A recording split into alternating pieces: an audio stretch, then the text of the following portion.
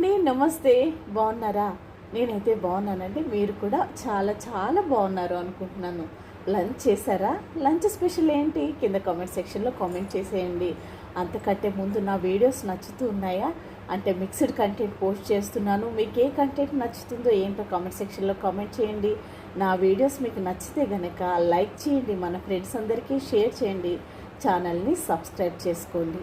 ఈరోజు నా లంచ్లోకి వచ్చేసి కోడిగుడ్డు పుల్టు, ఆలూ కర్రీ, వైట్ రైస్, అలాగే నైట్ మిగిలిన అన్నంతో తాలింపు రైస్. అందులో కరివేపాకు కూడా లేదండి, కాకపోతే టేస్టీగా ఉంది. అలాగే పెరుగులోకి కాంబినేషన్ బనానా. నేను పెరుగులోకి సమ్మర్ సీజన్లో బనానా పెట్టుకుంటాను, లేకుంటే మ్యాంగో పెట్టుకుంటాను, లేకుంటే ఆలుగడ్డ కర్రీ పక్కకు పెట్టుకొని నంచుకుంటాను. నాకు చాలా ఇష్టం అనమాట.